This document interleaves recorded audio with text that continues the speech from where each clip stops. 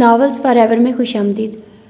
राज आंखें तेरी, जिसकी राइटर है महागुल, ये इसकी चौथी किस्त है और मैंने सोचा कि आज आप लोगों को 2 एपिसोड्स प्रोवाइड कर दूं, इसीलिए फिर मैं इसकी दोबारा रिकॉर्डिंग कर रही हूँ। पहले अभी मैंने थोड़ी देर पहले अपलोड की थी और अभी ये दूसरी अपलोड करने लगी हूँ। आई होप आप लोगों को ये नावल बहुत बहुत अच्छा लगा होगा।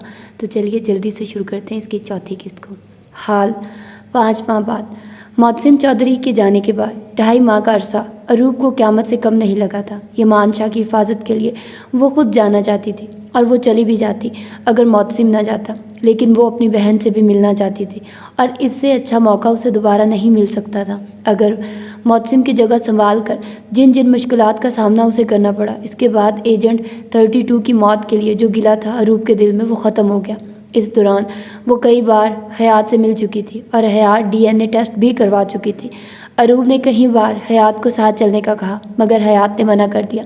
उसका कहना था कि वो हवेली आए, माँ जी और बाबा से बात करे, जिस पर अरूप ने मना कर दिया, क्योंकि अगर वो ऐसा करती तो मोहसिन को शक हो जाता और फिर अरूप की खैर नहीं थी। हयात की ज़िद को सुनकर अरूप ने उसे किसी को भी इसके मुतालिक बताने से मना कर दिया, जिस पर हयात पहले तो हैरान हुई, मगर फिर उसने बात मान ली। मोहसिन के वापस आने पर अरूप की उसके साथ अभी खासी दोस्ती हो गई थी। वो मिलकर एक साथ कई मिशन कंप्लीट कर चुके थे, मगर गड़बड़ तब हुई जब यमान शाह ने अरूप की कमर के ज़ख्म को नोटिस किया, जिस पर अरूप को हैरानगी हुई कि वो कैसे इस कदर नोटिस कर सकता है। पहले तो अरूप ने इस बात को वहम समझकर झुठला दिया, मगर फिर जब यमान शाह ने अरूप को पेंडेंट दिया जिसमें एक ख़ास किस्म का कैमरा फिट था, उसे देख अरूप को शौक लगा था। वो कोई आम कैमरा नहीं था। स्पेशल फोर्सेस को उनके मिशंस में इस तरह के कैमरा वगैरह प्रोवाइड किए जाते थे। फिर अरूप के दिमाग में जमाका सा हुआ। मोहसिन का 7 दिन के बजाय 2.5 माह इस्तांबुल रहना, यमान शाह से कदर दोस्ती, और जिस बात पर अरूप को झटका लगा था वो था मोहसिन चौधरी का निकाह, जिसके गवाहों में मोहसिन चौधरी के टीम के कुछ लोग शामिल थे। जबकि मोबाइल पर वीडियो कॉल पर मौलवी साहब और उनके साथ सलाहुद्दीन साहब थे। 10 बजे तक टीम के साथ ग्रुप कॉल करो। मोहसिन चौधरी के सख्त लहजे पर अरूप चौंक उठी। सब खैरियत? निकाह है मेरा, गवाह होंगे वो लोग, और मैं चाहता हूँ तुम अपनी बहन के निकाह में शामिल हो। अरूप की समातों पर धमाका करके मोहसिन चौधरी फ़ोन रख चुका था, जिस पर अरूप को पता चला कि वो कभी भी अरूप और हयात से अनजान नहीं रहा था। वो जानता था कि अरूप उसकी गैर मौजूदगी में हयात से मिलने आती थी। जब निकाह के वक्त वीडियो कॉल की गई, यही हालत हयात की थी। फटी फटी आंखों से वो सामने वीडियो कॉल पर अरूप को देख रही थी। हयात की तरफ का कैमरा ऑफ था, इसीलिए अरूप या कोई उसे देख नहीं सका। हयात के सत्ते को मोहसिन चौधरी की आवाज़ ने तोड़ा था।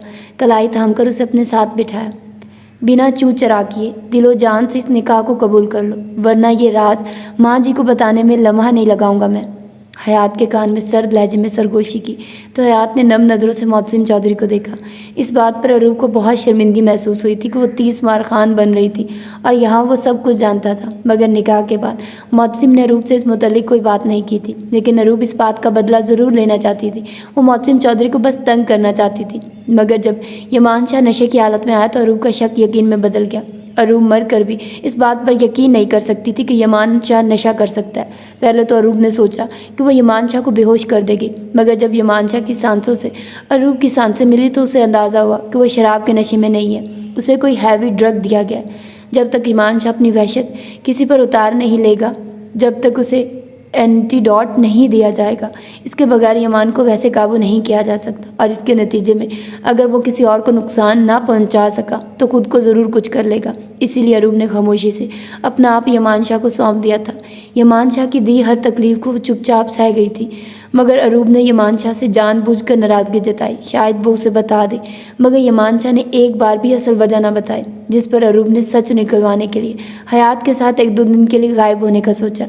जब हयात से चलने का कहा तो वो रोने तड़पने लगी, जिसकी परवाह किए बगैर अरूप गुस्से से हयात को साथ ले आई, क्योंकि उसे यकीन था कि मोहसिन चौधरी का अरूप तक पहुंचना बिल्कुल मुश्किल नहीं, वो आसानी से इन दोनों तक पहुंच जाएगा। तब तक वो हयात के साथ टाइम स्पेंड कर लेगी। मगर वो जैसे ही नॉर्वे आई तो उसके लिए एक मिशन तैयार था। अब वापसी का कोई रास्ता नहीं बचता था, मगर उसे यकीन था कि यमान या मोहसिन आ जाएंगे। मगर आज 5 माह हो चुके थे। इन दोनों ने पढ़कर खबर तक नहीं ली थी। अरूप कई बार अपने पेंडेंट की लोकेशन को ऑन भी कर चुकी थी। या तो यमान शाह ने देखा नहीं था या देखकर भी नज़रअंदाज कर दिया था। अरूप के लिए आना जिस कदर आसान साबित हुआ था, जाना इस कदर ही मुश्किल हो रहा था। और यहाँ आकर हयात की तबीयत ख़राब रहने लगी थी। हयात की कंडीशन ऐसी नहीं थी कि अरूप उसे अकेले वापस भेज देती। अरूप ने गहरी सांस भरकर अपनी नम होती आंखों को साफ किया और एक नज़र बेड पर रो रो कर सोई हयात को देखा, जो जब से आई थी तब से उसका दिन रात रोने में ही गुजर रहे थे। हयात पर कंफर्टर अच्छे से फैलाकर अरूप ने कमरे की लाइट्स ऑफ की। कमरे से निकलकर कदम किचन की जानिब बढ़ाए। 5 माह पहले हयात आईने के सामने खड़ी अपने पेट को अपनी मखरूती उंगलियों के पूरों से छूती शर्म से गुलाबी पड़ रही थी कि तभी कमरे का दरवाज़ा धाड़ से खुला। अपने सामने अरूप को देख हयात चौंकी। मैंने तुमसे कहा था ना हयात कि हम साथ चलेंगे। अरूप ने दोनों हाथ कमर पर टिकाते आंखें छोटी करके हयात को घूरते हुए कहा, तो अरूप की बात पर हयात ने अपने खुश पड़ते हलक को तर्क किया। जब से यमान और अरूप का निकाह हुआ था, अरूप मुसलसल हयात को अपने साथ कहीं जाने का कह रही थी, जिस पर हयात टाल मटोल कर रही थी। मगर आजकल अरूप का उस पर खासा जोर था और जिस दिन वो गांव आए थे तब अरूप ने मिलते हुए हयात के कान में यही सरगोशी की थी कि वो उसे ले जाने के लिए आई है और यही बात हयात मौसम को बताना चाहती थी। मगर फिर ये सोचकर रुक गई कि मौसम चौधरी के होते अरूप की कहाँ चलनी है। सम को ज़रूरत है मेरी अरूप, मैं उन्हें छोड़कर नहीं जा सकती। वो पहले ही मुझसे नाराज़ होकर गए हैं। मैं इस तरह से जाऊंगी उन्हें बुरा लगेगा। वो बहुत पॉजेसिव हैं। उन्हें नहीं पसंद कि मैं उनके बगैर हवेली से जाऊं। अपनी कलाई अरूप की सख्त ग्रिप से छुड़वाने की कोशिश करते हुए नम लहजे में कहा, तो अरूप ने घूर कर हयात को देखा कि तभी हयात के रोने की आवाज़ सुनकर नूर बेगम और शाइस्ता बेगम वहाँ आई। अंदर की सूरत-ए-हाल देख वो दोनों हैरान रह गए। नूर बेगम रोती हुई हयात की जानिब बढ़ती। इससे पहले ही अरूप ने हयात को अपनी पीठ पीछे कर लिया। बहन है ये मेरी, और माँ जी आपका बेटा ये जानता है मेरी बहन को मुझसे इतने साल दूर रखा, जबकि इस हकीकत से वो कई साल पहले से वाकिफ था। अरूप ने संजीदा लहजे में एक एक लफ्ज़ चबाकर कहा, तो नूर बेगम और शाइस्ता बेगम ने फटी फटी आंखों से अरूप को देखा। नूर बेगम और सलाहुद्दीन साहिब को यह शक तो अरूप के निकाह वाले दिन ही हो गया था, मगर दुनिया में कितने लोगों की आंखें मिलती थी, इसीलिए उन्होंने इस बात को झुठला दिया। मगर अब अरूप के मुंह से सुनकर और रोती हुई हाथ को देख, जो इस बात पर शर्मिंदगी से सर झुकाए खड़ी थी, उन्हें यकीन हो गया था। तभी अरूप बिना किसी की परवाह किए हयात को वहाँ से लेकर चली गई। रास्ते में आने वाले मौसम चौधरी के गार्ड्स को वो हयात की कनपटी पर पिस्तर रखकर पीछे हटा चुकी थी। और हैकर तो वो थी ही। एक गाँव जिसमें पहले ही नेटवर्क ना आने के बराबर था, उसे हैक करना उसके लिए ज़्यादा मुश्किल नहीं था। इसीलिए गार्ड्स मौसम चौधरी से रब्ता न कर सके। हाल अपने सामने चलती इस दिन की वीडियो को न जाने अब तक मौसम चौधरी कितनी बार देख चुका था। हयात की आंखों से गिरता एक एक आंसू मौसम को अपने दिल पर गिरता महसूस हो रहा था। उसका रूप के आगे गिड़गिड़ाना, मन्नत करना मौसम चौधरी के सीने में आग लगा रहा था। अपनी जलती आंखों को ज़ोर से बंद किया और वीडियो बंद करके कुछ बटन प्रेस किए तो एक खूबसूरत रूम का मंजर वाज़ेह हुआ, जिसकी दीवारों पर पिंक और हाफ वाइट पेंट किया गया था। कमरे के फर्श पर दबीज गुलाबी रंग का कारपेट बिछा हुआ था, जबकि कमरे के दरमियान में राउंड शेप का हाफ वाइट खूबसूरत बेड था। बेड के बिल्कुल सामने ड्रेसिंग टेबल था और बेड के दाएं जानिब कुछ फासले पर रूम रेफ्रिजरेटर था, जबकि बेड पर अपना सोगवार हुस्न लिए बैठी हयात सीधा मौसम चौधरी के दिल में उतर रही थी। अपने भरे भरे वजूद को दुपट्टे से छुपाए, लंबे घने स्याह बालों को चुटिया में बांधे, जिसकी चंद आवारा लिटे चेहरे के गिर्द हाला बनाए हुए थी, ग्रे ग्रीन आंखें रोने के बायस सुर्ख हुई हुई थी, जिन्हें देख मौसम चौधरी ने सख्ती से अपने जबड़े भींचे। हयात की सिसकी एक बार फिर से गूंजी, जिस पर मौसम चौधरी को अपना दिल बंद होता महसूस हुआ।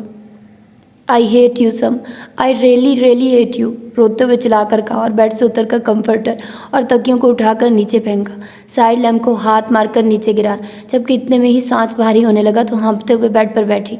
इतनी ठंड के बावजूद पूरा जिस्म पसीने से शराबूर हो गया था। बाबा बहुत बुरे हैं आपके, इन्हें ज़रा आपकी मामा की परवाह नहीं। इन्हें पता भी है कि इनके बगैर नहीं रह सकती, फिर भी नहीं आ रहे। मैं मर जाऊंगी, शायद तब आ जाएं।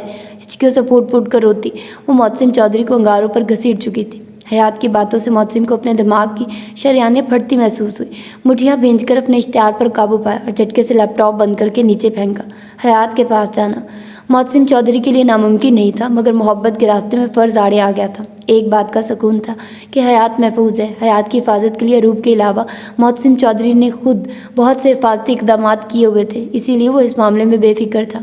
मगर जो चीज़ जानो दिल जला रही थी वो थी हयात से दूरी, उसका रोज़ सिसक सिसक कर रोना। वो जानता था कि रूप ने यह सब शरारत में किया था, मगर अब वो खुद बुरी तरह फंस चुकी थी।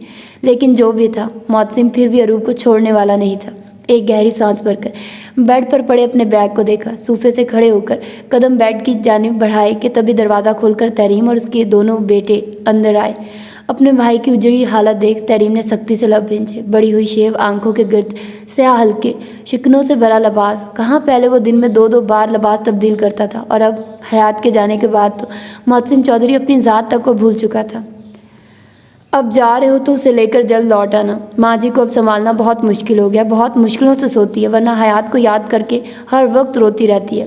तहरीम ने आगे बढ़कर मोहसिन चौधरी के कंधे पर हाथ रखते हुए कहा तो मोहसिन ने सर अस्पात में लाया। कपड़े तो बदल लेते, सुबह डेरे पर पहन कर गए थे, वहाँ से खेतों में चले गए, फिर गाँव के 100 काम। अब रात का 1 बज रहा है और तुम ऐसे ही एयरपोर्ट जा रहे हो। ये ना हो हयात आने के बजाय तुम्हें इस तरह देखकर डर जाए और आने से इनकार कर दे, तहरीम ने छेड़ते हुए कहा। मगर उसकी बात पर मोहसिन चौधरी की आंखें पल में सुर्ख अंगार आई। बहुत जब्त आजमा चुकी है वो मेरा, जो आज से पहले कभी मोहसिन चौधरी ने नहीं किया, वो उसकी मोहब्बत में किया। उसकी मोहब्बत में बेबस हुआ हूँ मैं, उसकी यादों में दिन रात तड़पा हूँ मैं, अपनी औलाद से दूरी पर खून के आंसू रोया हूँ मैं। वो अपना ख्याल रखे, उसे कोई तकलीफ ना हो, मेरा बच्चा और वो सही सलामत रहे। हर पल दुआएं की हैं मैंने अपनी बीवी और बच्चे की फिक्र में। मुझे अपना दिल रुकता हुआ महसूस होता था आपा। पहली बात तो वो मुझे इनकार नहीं करेगी, और अगर गलती से भी इस बार उसने बिला वजह के नखरे दिखाए तो पहले उसे मारूंगा और फिर खुद को शूट करके इस अजियत से हमेशा हमेशा के लिए निजात हासिल कर लूँगा। जख्मी शेर सी धार लिए घर आकर का खून छलकाती आंखों से इन तीनों को देखा। लंबे लंबे डंक भरता वहाँ से निकलता चला गया। यह सीक्रेट रूम का मंजर था, जहाँ यमान शाह वाइल्ड वुल्फ के रूप में मुजरमों को चीर फाड़ कर रहा था। खून से सते हाथों और चेहरे पर पड़े खून के छींटे इस वहशतनाक बना रहे थे। यमान शाह जाना चाहता था, मगर जब मोहसिन ने जाने से इनकार किया कि वो नहीं जा सकता, मुल्क को ज़रूरत है, तो यमान शाह ने भी जाने से इनकार कर दिया। यमान शाह की तो सिर्फ मोहब्बत उससे दूर हुई थी, मगर मोहसिन चौधरी तो अपने वजूद के हिस्से से भी दूर हो गया था। मगर वो अपने मुल्क के लिए, इस मुल्क की बहन बेटियों को इंसाफ दिलाने के लिए अगर हिजर काट सकता था, तो यमान शाह अपने दोस्त को कैसे अकेला छोड़ देता, जो उसका मसीहा बना था, अंधेरे से निकाल कर रोशनियों में लाया, इस गोश्त के जिस्म और हड्डियों को इस कदर मजबूत बनाया कि आज वो दुश्मनों को ढेर कर सकता था। यमान शाह किसी एजेंसी का बंदा नहीं था, जिस पर काफ़ी लोगों को एतराज़ था। आर्मी के कुछ ऑफिसर्स ने भी इस बात पर एतराज़ किया, मगर हर जगह मोहसिन चौधरी यमान शाह की ढाल बनकर खड़ा हो गया। मोहसिन चौधरी यमान शाह के लिए वो शख्स था जिस पर यमान शाह सोचे समझे बगैर खुद को कुर्बान कर सकता था। अपने आदमियों को इन लाशों को ठिकाने लगाने का इशारा करता बाहर आया तो मोहसिन चौधरी को बैग थामे देख ठटक कर रुका, जबकि मोहसिन चौधरी ने यमान शाह को देखकर गहरी सांस फिजा के सपुर्द की। यमान शाह के कंधों तक बड़े डार्क ब्राउन बाल, जिन्हें पोनी में कैद किया गया था, खून में रंगे हाथ और चेहरा त्योकामत जिसामत और चेहरे पर पथरीले तासुरात सजाए। वो मोहसिन चौधरी को एक पल के लिए कोई बला ही लगा। तुम जानते थे कि आज हमें जाना है? मैं एक सेकंड भी बर्बाद नहीं कर सकता यमान शाह, वरना मेरा दिल बंद हो जाएगा। 10 मिनट में हुलिया दुरुस्त करो और जल्द बाहर आओ। सर्द लहजे में एक एक लफ्ज़ चबा कर खा और कदम बाहर की जाने बढ़ाए, जबकि यमान शाह ने साकत नज़रों से खुद से दूर जाते मोहसिन चौधरी को देखा और फिर एक नज़र खून से रंगे अपने हाथों को सर झटक कर कदम चेंजिंग रूम की जाने बढ़ाए। 20 मिनट बाद बाहर आया तो मोहसिन चौधरी को खून ख्वार नज़रों से खुद को घूरता पाया, जो यमान शाह के बैठने पर सर झटक कर कार स्टार्ट कर चुका था। जबकि अरूब को इतने महीनों बाद देखने का सोचकर यमान शाह का दिल बेसाख्ता धड़का था, जिस पर यमान शाह ने दिल को डपट कर पहलू बदला। गिन गिन कर बदले लूँगा मिसेज यमान शाह, अब तो मामा से रुखसती भी ले आया हूँ, अब चूँ चरा करके दिखाना। दांत पीस कर दिल में अरूब को मुखातिब करते आंखें मूंद कर सर सीट की पुश्त से टिका दिया। हयात ने बेजारी से टीवी बंद करके लाउंज में इर्द गिर्द निगाह दौड़ाई, जहाँ इस वक्त सन्नाटा छाया हुआ था। अरूब सुबह से गई थी और अभी तक वापस नहीं आई थी। सारा दिन इस घर में कैद रह रहकर हयात का दम घुटने लगा था। एक तो अरूब हयात को खुद बाहर लेकर नहीं जाती थी, और कभी जो अरूब हयात को बाहर चलने का कहती तो हयात खुद मना कर देती। आज सुबह से हयात को अजीब बेचैनी हो रही थी। अब तो दिल बुरी तरह से घबरा रहा था कि तभी हयात ने उठकर कमरे का रुख किया। लेमन कलर की शॉर्ट फ्रॉक के साथ वाइट कैपरी पहनी, वाइट कलर का कोट पहनकर, हाथों में ग्लव्स पहने, सर पर टोपी पहनने लगी तो नज़रें अपने स्याह घने बालों पर गई, जो इस वक्त खुले हुए थे। बुरी तरह से लब कुचलते सर पर टोपी पहनी और सोफे पर बैठकर शूज़ पहनकर टेबल तक आई। अरूब के लिए नोट लिखकर बेड के साइड टेबल पर रखा और घर से बाहर निकल आई, जहाँ हल्की हल्की बर्फबारी हो रही थी। रात के इस पहर हर सू सन्नाटा छाया हुआ था, मगर दिल कड़ा करके हयात ने कदम बर्फ से ढकी सड़क पर जमाए अनजान रास्तों पर चलती वो आगे बढ़ रही थी कि कुछ गलियाँ गुजरने के बाद सामने कार से टेक लगाए खड़े कुछ अवाश लड़कों को देख हयात के कदम ठटके। अपने खुश्क पड़ते हलक को तर करके हयात ने नामहसूस अंदाज में लड़कों की नज़र खुद पर पड़ने से पहले ही कदम पीछे को खिसकाया, मगर उनमें से एक लड़के की नज़र हयात पर पड़ चुकी थी, जो शराब की बोतल मुंह से लगाए अपने दाएं जानिब को पलट रहा था। लड़के के देखने पर हयात के पूरे जिस्म में सर्द लहरें सरायत कर गई। तभी उन लड़कों में से दो ने हयात की जानिब कदम बढ़ाया तो हयात ने झटके से पड़कर पीछे को भागना शुरू कर दिया। अपने पेट पर हाथ रखे वो बामुश्किल थोड़ा आगे गई थी कि कदम बुरी तरह से लड़खड़ाने लगे। पीछे पड़कर देखना चाहा तो पाँव बुरी तरह से मुड़ा। मुंह के बल गिरती कि इससे पहले किसी ने अपनी मजबूत बाहों के हिसार में नरमी से थामकर खुद में भेंच लिया, जबकि इस अवतार पर हयात का दिल धक से रह गया। खुद को एक मजबूत हसार में कैद पाया तो जिसमें कपकपाहट सी तारी हो गई, मगर नथनों से टकराती जानी पहचानी मर्दाना कुलून की खुशबू को महसूस किया तो आंखें पल में लुबाब पानियों से भर गई। कपकपाते हाथों से सामने मौजूद शख्स के दोनों बाजुओं को थाम कर चेहरा उठाया तो आंसू की धुंध में मोहसिन चौधरी का स्पाट चेहरा नजर आया, जो खून ख्वार नज़रों से सामने देख रहा था। अपने आदमी के ओके के इशारे पर मोहसिन ने सर अस्बात में लाया, नज़रें सामने से होती अपनी बाहों में कैद नाजुक मोमी वजूद पर आन ठहरी, जो आंखों में लबाब आंसू सजाए टिकटिकी बांधे मोहसिन चौधरी की जानिब देख रही थी। हयात की कमर पर गिरफ्त सख्त करके अपने तशनाए लब हयात के माथे पर रखकर उसे खुद में भेंच लिया। सुनसान बर्फ से ढकी सड़क पर मोहसिन चौधरी अपनी जिन जान को सीने से लगाए आंखें मूंदे खड़ा था। हल्की हल्की बर्फबारी में ठंडी हवा के शोर में मोहसिन चौधरी और हयात के दिल की बेहंगम होती धड़कनों का शोर रक्स पैदा कर रहा था। मानी खेज खामोशी का दौरानिया बढ़ा तो मोहसिन चौधरी ने अपनी सुर्ख आंखें खोली। हयात का सारा बोझ खुद पर महसूस करके मोहसिन ने चौंक कर हयात के चेहरे की जानिब देखा, जो होशो खर्च से बेगाना मोहसिन चौधरी की बाहों के हसार में कैद थी। गुलाबी फूले गालों पर आंसू के मीठे मीठे निशान देख मोहसिन ने झुककर हयात की सूजी आंखों पर अपने लब रखे, हयात को बाहों में भरकर कदम अपनी कार की जानिब बढ़ाए। हयात को नरमी से कार की बैक सीट पर लिटाकर जन से कार वहां से निकाल ले गया। हयात को बाहों में उठाए पेंट हाउस में दाखिल हुआ, जिसमें दीवारों के नाम पर बड़ी बड़ी शीशे की खिड़कियां लगी हुई थी। लग्जरी लाउंज जिसमें ग्रे कलर के सोफे पड़े हुए थे। छत दीवारों पर खूबसूरत पेंटिंग्स लगी हुई थी। वाइट एंड ब्लैक कॉम्बिनेशन का लग्जरी लाउंज रोशनियों से जगमगा रहा था। लाउंज के दाएं जानिब ओपन किचन था, जबकि लाउंज के सामने दीवार पर खूबसूरत सा बुक रैक रखा हुआ था। बुक रैक से कुछ कदम पहले लाउंज में ब्लैक रंग की खूबसूरत दायरे की सूरत सीढ़ियाँ बनी हुई थी, जो कि ऊपर एक ओपन कमरे को जाती थी, और सीढ़ियों के बाएं जानिब एक रूम था। मोहसिन चौधरी ने हयात को उठाए कदम इन सीढ़ियों पर रखे।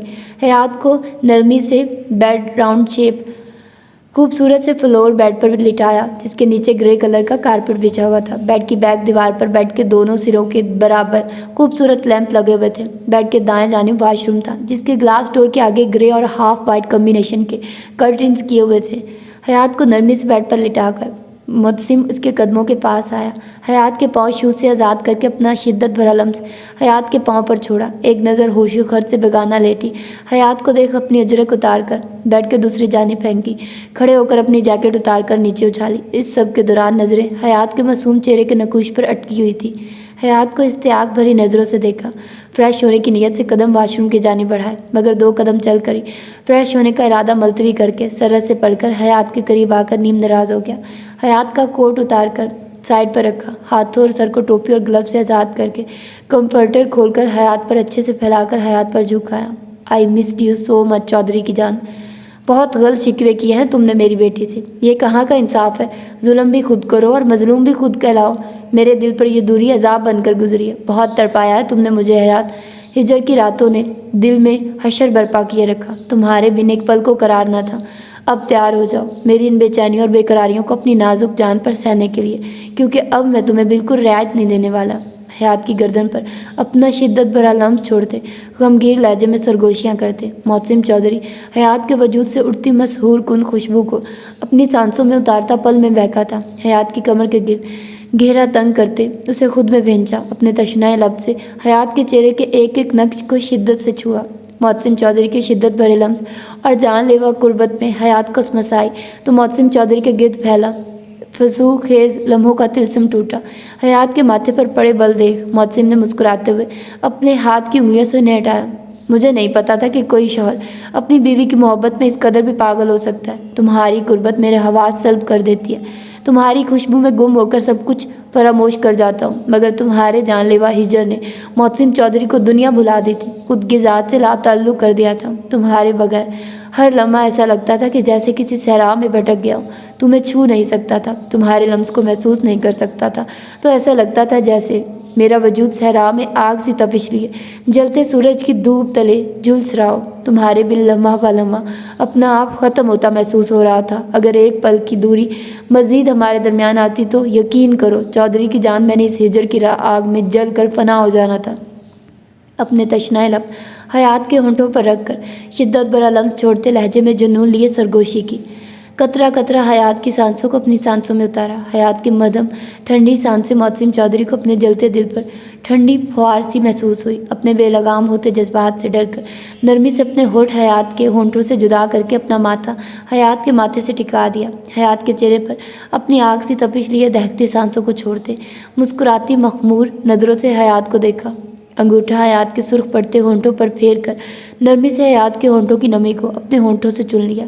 नज़रें हयात के फूले फूले गुलाबी गालों से होती भरे भरे याकूती लबों पर आए तो मोहसिन चौधरी को गले में कांटे से चुभते महसूस हुए। दिल फिर से नाजुक पंखड़ियों के नरम लम्स को महसूस करने के लिए मचल गया, जिस पर मोहसिन चौधरी ने बामुश्किल अपने बेकरार दिल को डपट कर जब्त किया। बेबाक इस्त्याक भरी नज़रें होंठों से होती सफ़ेद शफाफ गर्दन पर आईं, जो मोहसिन चौधरी के शिद्दत भरे लम्स की वजह से लाल हो रही थी, जिसे देख हमेशा की तरह मोहसिन चौधरी ने अपने होंठ का किनारा दांतों तले दबाया। गर्दन से नज़रें फिसलती हयात के भरे भरे वजूद पर गई तो मोहसिन ने एक झटके में हयात से कंफर्टर हटाया। हाथ बढ़ाकर नरमी से हयात के पेट को छुआ तो एक अनोखा दिलकश एहसास रगों पे में सरायत कर गया। आंखें अलवही चमक के तहत चमकने लगी। झुककर नरमी से अपने होठ हयात के पेट पर सब्त किए तो न जाने कितनी देर मोहसिन चौधरी इस एहसास को छू कर अपनी रूह तक महसूस करता रहा। नींद से बंद होती आंखों को बामुश्किल खोलकर हाथ बढ़ाकर रिमोट पकड़कर लाइट्स ऑफ की तो ऊपर से लेकर नीचे लाउंज तक अंधेरा छा गया। लाउंज की छत पर लगा गोल्डन फानूस इस अंधेरे में जगमगा उठा, जिस पर मोहसिन ने रिमोट की मदद से उसकी रोशनी कम की और हयात को अपने मजबूत हसार में कैद करके आंखें मूंद ली। अगले दिन हयात की आंख खुली तो खुद को एक अजनबी जगह पर पाया। घबराकर इर्द गिर्द निगाह दौड़ाई तो नज़रें बैठ कर दूसरी जानिब पड़ी मोहसिन चौधरी के अजरक पर गई, जिसे आगे होकर हयात ने दोनों हाथों से थाम के अपने होंठों से लगाया। कई आंसू मोतियों की तरह पलकों के बाढ़ तोड़कर रुखसार पर बह गए। सम नम लहजे में मोहब्बत भरी सरगोशी से मोहसिन चौधरी को पुकारा। मोहसिन की चादर को खुद के गिर्द लपेट कर खड़ी हुई तो नज़रें सामने बनी खूबसूरत सी ग्लास रेकिंग पर गई तो कदम उसकी जानिब बढ़ाए। रेकिंग के पास आई तो नज़रें नीचे ओपन किचन में एप्रन पहने खाना बनाते मोहसिन चौधरी की पीठ से जा टकराई। मोहसिन चौधरी को देख दिल से बेसाख्ता धड़का, कदम सीढ़ियों की जानिब बढ़ाए। इस दौरान धड़कनें बेहंगम होकर शोर मचाने लगी थी, आंखें बार बार नम हो रही थी।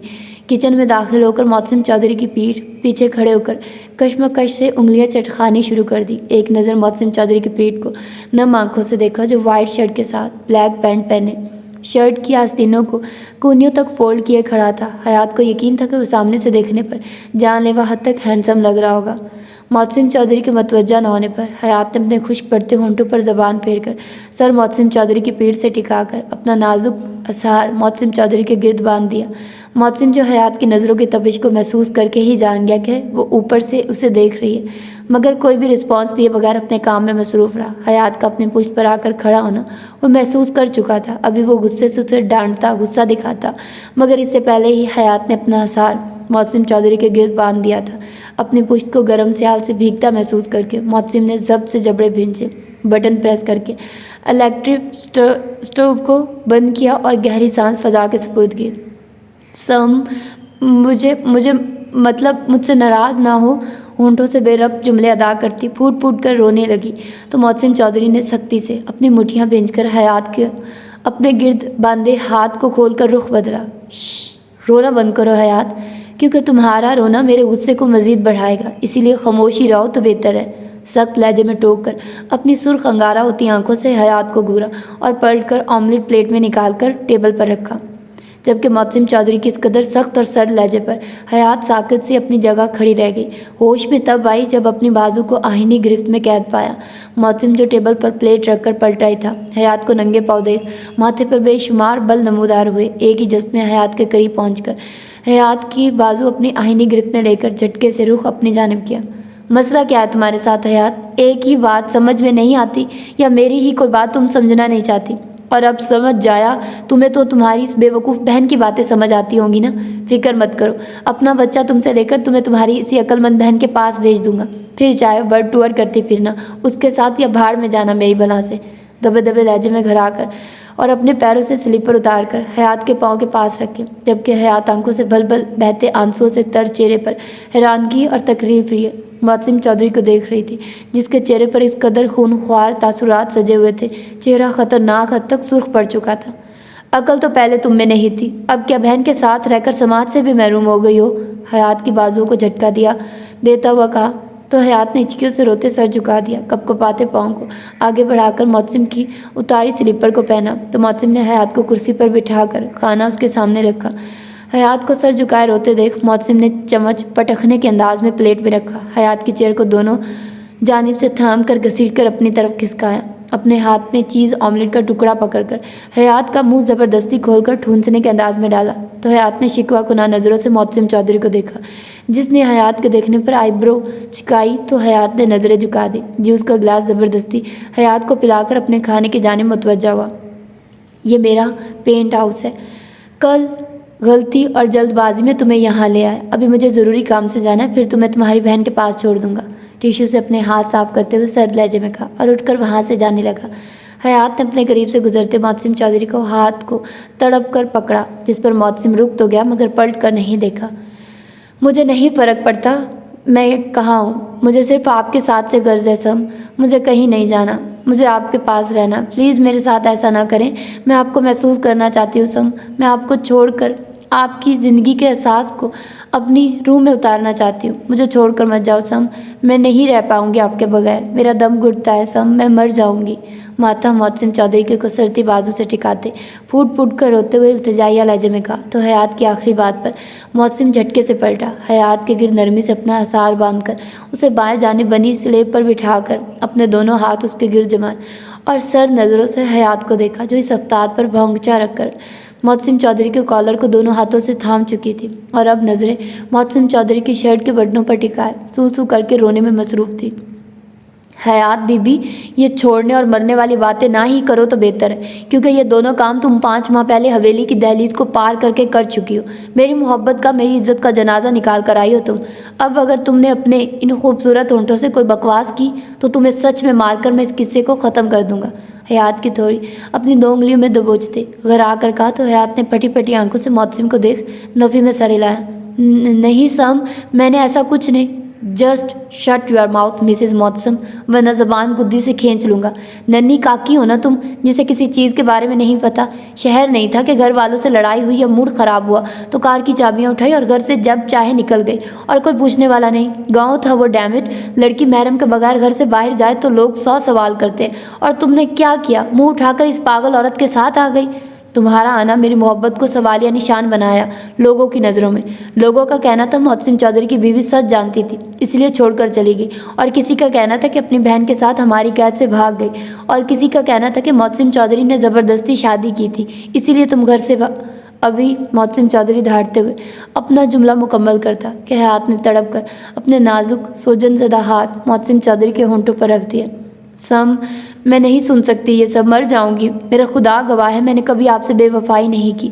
मैं ऐसा सोच भी नहीं सकती। मैंने सिर्फ आपको चाहा है। मैं आना चाहती थी नहीं, लेकिन मुझे यकीन था कि आप मुझे वापस ले जाएंगे। मुझे माफ़ कर दें सम, आप जो कहोगे मैं वही करूँगी। मुझे कुछ नहीं चाहिए सम, मुझे आपकी पनाहों में रहना है, जहाँ मैं खुद को महफूज समझती हूँ। मुझे इसी कैद में रहना है। मौसिम चौधरी के चेहरे को अपने हाथों में भरकर नम लहजे में कहा तो हयात के मुंह से बार बार मरने वाली बात सुनकर मौसिम चौधरी ने 16 बार निगाहों से हयात को घूरा, जो मौसिम चौधरी की घूरियों को नज़रअंदाज करती अपने कपकपाते होंठ मौसिम के माथे पर जब्त कर चुकी थी। हयात के लम्स पर मौसिम चौधरी को अपनी रूह तक सुकून उतरता महसूस हुआ। मौसिम चौधरी ने जो भी कहा वो सच था, मगर ऐसा हो सकता था कि वो अपनी हयात के किरदार पर कोई बात आने देता, इसीलिए वो सबको बता चुका था कि हयात की बहन के साथ दिमागी मसला है, तो हयात उसके इलाज के लिए उसके साथ बैरून मुल्क गई है। इस बात पर यमानशाह ने घूर कर मौसिम को देखा, मगर यहाँ परवाह किसे थी, और कहाँ कि इसके पास वक्त कम था। अगर मज़ीद देर होती तो वो मुकम्मल पागल हो सकती थी, इसीलिए उन्हें जाना पड़ा। मोहसिन चौधरी वक्तन फ़वक्तन हयात की ली गई तस्वीर हवेली की मुलाजमाओं के सामने तरीम और आर्मीन को दिखाता रहता था, जिसका मकसद इन लोगों को यही बताना था कि मोहसिन चौधरी हयात से बाखबर है और बाकी का काम मुलाजमाएँ कर देती थी। इस बात को गांव में फैलाकर और आने से पहले मोहसिन चौधरी पंचायत में ये कह कर आया था कि उसकी बीवी की अब तबीयत ठीक नहीं और वो अपनी बहन को संभाल नहीं सकती, इसीलिए मोहसिन को वहाँ जाना पड़ रहा है, जिस पर किसी को भी कोई एतराज़ नहीं था। सरदार की सारी जिम्मेदारी एक बार फिर सलाहुद्दीन साहिब पर आ गई थी। हयात के होंठों के लम्स पर मोहसिन चौधरी ने नरमी से हयात की कमर के गिर्द अपना आसार बांधा।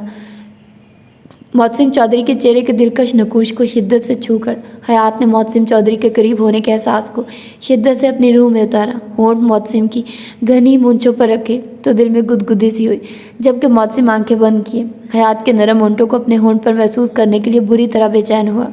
वो चाहता था हयात पेशकदमी करे और फिर मोहसिन पूरी शिद्दत से उसे खुद में छुपा ले, मगर हयात के किसी भी रद्दोमल को महसूस ना करके मोहसिन ने अपनी आंखें खोली तो नज़रें आंखें बंद किए अपने माथे से माथा टिकाए बैठी हयात पर गई, जिसे देख मोहसिन चौधरी ने अपने दांत किचकिचाए। दिल ने सरगोशी की सारी अना को भाड़ में झोंक कर इन नर्म नाजुक गुलाब सी पंखड़ियों को अपने होंठों में कैद कर ले, मगर दिमाग ने सर्रा से इस बात की नफ़ी की।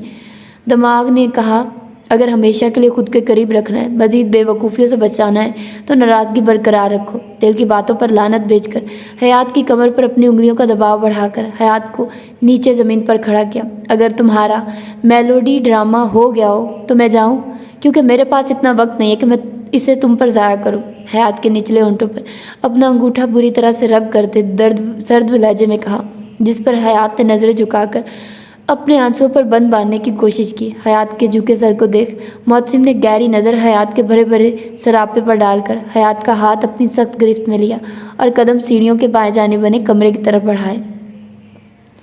कबर्ड के करीब आकर हयात का हाथ छोड़ा। कबर्ड के ग्लास डोर को खोला तो सामने हर रंग और डिज़ाइन के कपड़े मौजूद देखकर हयात का मुंह खुल गया। एक खूबसूरत सी ब्लू कलर की स्कर्ट जिसके ऊपर बड़े बड़े पिंक कलर के गुलाब के फूल बने हुए थे, साथ वाइट कलर की लूज शर्ट निकालकर हयात की जानिब बढ़ाई, जिसे हयात ने कपकपाते हाथों से थामा। कब्र को बंद करके दूसरी कब्र की जानिब कदम बढ़ाए, जिसके खुलने पर हयात ने हैरत से देखा, क्योंकि आंखों के सामने हर कलर की खूबसूरत चादर और मुख्तलिफ कलर के खूबसूरत हिजाब और स्काफ मौजूद थे। मोहसिन ने पिंक और ब्लू कलर के इम्तजाज का स्काफ निकालकर हयात को थमाया, जिसे हयात ने खामोशी से थाम लिया। 20 मिनट है, जल्दी से फ्रेश होकर आओ, फिर मुझे जाना भी है। मोहसिन चौधरी के बात पर हयात ने बुरी तरह अपने लब कुचले। अब वो उसे क्या बताती, 20 मिनट में तो अब बामुश्किल से अपने बाल भी नहीं वॉश किए जाते थे। हयात को बुत पर खड़ा देख मोहसिन ने घूर कर हयात को देखा। मुझे टाइम लगेगा, इतनी जल्दी फ्रेश नहीं हुआ जाएगा, नज़र झुकाए मुनमुना कर कहा। तो मोहसिन ने चौंक कर हयात को देखा और फिर बात समझ आने पर होंठ का किनारा दांतों तले दबाया। ठीक है, तुम जाओ, मैं इंतज़ार कर रहा हूँ। बेबाक नज़रें हयात के सरापे पर टिकाए सर लहजे में कहने की कोशिश की, मगर लहजा खुद ब खुद बोझल हो गया। इससे पहले हयात मोहसिन को देखती मोहसिन चौधरी जाकर बेड पर लेट गया तो हयात ने कदम वाशरूम की जानिब बढ़ाए। 1 घंटा होने को आ गया था। अब तो मोहसिन चौधरी को तशवीश होने लगी। हयात, तुम ठीक हो? मैं अंदर आऊँ क्या?